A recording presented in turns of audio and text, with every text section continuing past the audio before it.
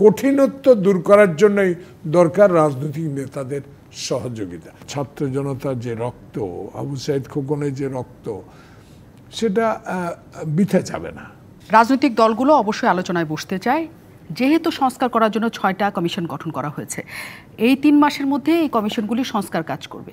আপনারা কি চান যে এই কমিশনগুলো যখন সংস্কারের কাজগুলো করছে একই সময়কালে রাজনৈতিক দলগুলোর সাথেও বৈঠক হওয়া উচিত, নাকি সংস্কার কাজগুলি শেষ হওয়ার পরে রাজনৈতিক দলগুলোর সাথে বৈঠক হওয়া উচিত? বাংলাদেশের রাজনৈতিক যে অবস্থা এখন চলছে, সকলের মনে একটা আশা। 1 মাস আজকে 6 দিনের মতো অতিবাহিত হলো।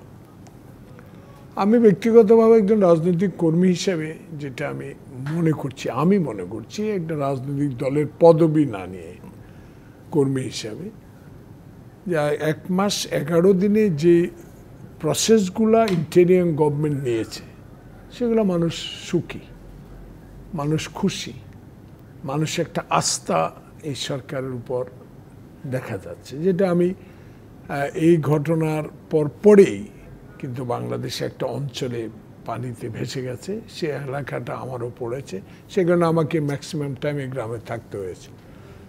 আজকেও আমার আশা হয়েছে শুধু আপনাদের অনুষ্ঠানের জন্য না, আমি আসতাম না। এখনো পানি নামছে না কিন্তু। তো সে কারণে এই কথাটা বলা যে 6 জন ব্যক্তির ফটো দেখলাম, যে এদেরকে ম্যাক্সিমাম কে চিনি আর কি জানি, তো ভালো পদক্ষেপ, ভেরি গুড।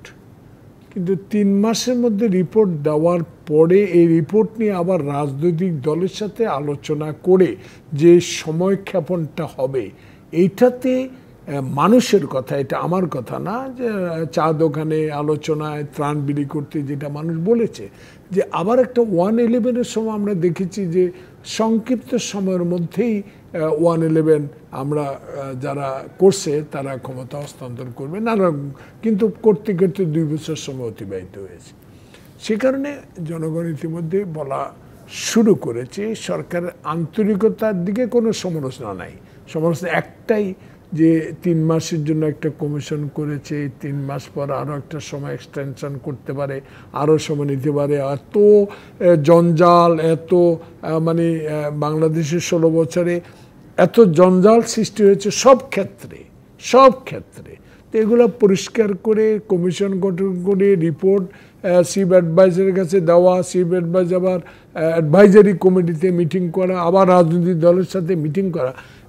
জুনায়েদ যে কথাটা বলেছে, যে আপনি যেটা মনে করে দিলেন, যে আমি মনে করি যে এই সংস্কার যখন তারা শুরু করবে, সংস্কারের সাথে সাথে কতটুকু হইল এইটুকু অ্যাডভাইজারকে জানাক। আর অ্যাডভাইজার যদি মনে করে, চিফ অ্যাডভাইজার মহোদয়, তাহলে রাজনৈতিক দলের সাথে এই বিষয়ে যে আমি এদ্দূর এগিয়েছি, এদ্দূর আলোচনা করেছি, দুদক নিয়ে আলোচনা হয়েছে, সংবিধান নিয়ে আলোচনা হয়েছে, হাইকোর্ট নিয়ে আলোচনা হয়েছে, সব ক্ষেত্র নিয়ে আলোচনা যেটুকু হয়েছে, সে অগ্রগতিটা যদি মাঝে মধ্যে 3 মাস ফিক্স না করে দিয়ে সপ্তাহ, 15 দিন, 20 দিন পর যদি এইসব রাজনৈতিক দলগুলোর সাথে আলোচনা করা যায়, তাহলে রাজনৈতিক দলগুলো জানতে পারবে আসলে কি সংস্কারের দিকে এই কমিশনগুলো এগিয়ে যাচ্ছে। আবার আরেকটি কথা, এই 6 জন কমিশনের যে সব ক্ষেত্রে একমত পোষণ করবে সেটাও কিন্তু ঠিক না, সেটাও আমার মনে হয় ঠিক করবেন না তারা।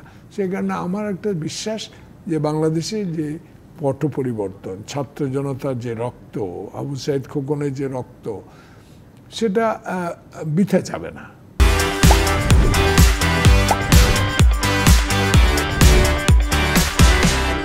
আমার একটা বিশ্বাস। এখন যে কথাটা আজকে আমার মনে করে দিতে হয়, দেখেন এটা হয়তো আলোচনা আপনি আনবেন কিনা আমি জানি না।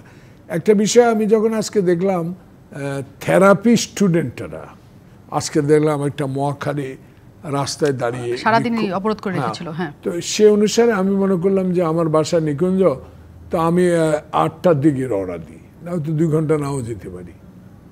কিন্তু এই যে একটা দাবির শহরে পরিণত হয়ে গেছে, খেয়াল করছেন কিনা আমি জানি না। হ্যাঁ, অবশ্যই। কিন্তু সরকার কতগুলো জায়গায় এইসব দাবি পেশ করার বা অবস্থান নেওয়ার নিষিদ্ধ ঘোষণা করেছে, কিন্তু সব জায়গায় করতে পারে নাই, করবেও না তারা। যদি তারা ছাত্র জনতার আন্দোলনের সরকার, তারা গণতন্ত্র পদ্ধতি ব্যবহার করবে, আমার কথা আমি বলবো। কিন্তু রাস্তা বন্ধ করে অন্যের সমস্যার সৃষ্টি করে যদি কেউ দাবি আদায় করতে যায় সেদিকেও লক্ষ্য রাখতে হবে।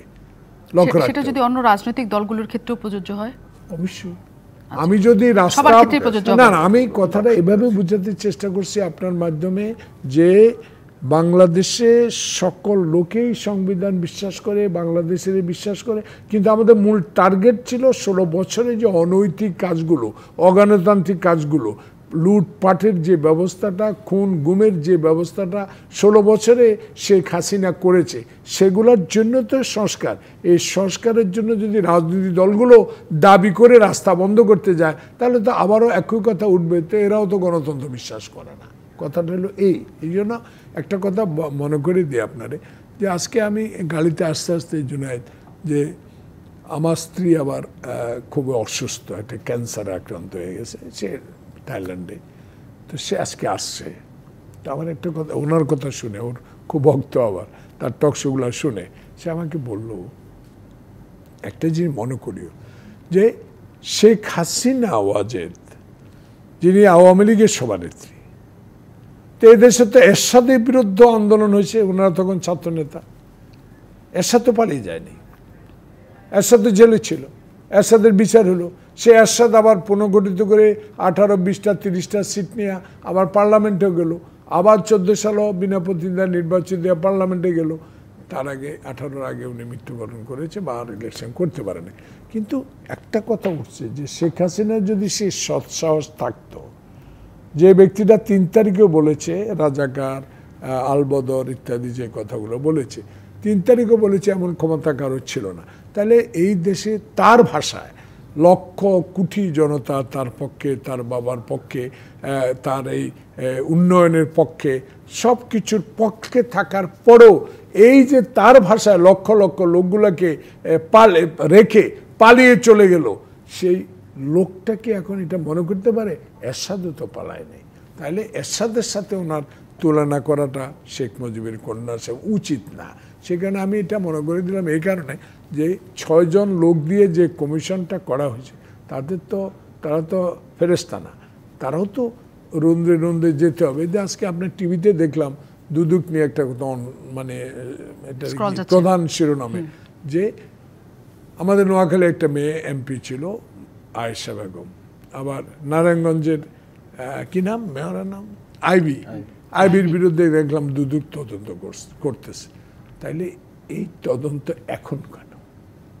তাহলে এগুলোর সংস্কারের দিকে যাবে, এগুলোর অ্যাপয়েন্টমেন্টের দিকে যাবে, কারা অ্যাপয়েন্টমেন্ট পাইলো, কেন হইলো, কেন এদের বিরুদ্ধে আগে অভিযোগ।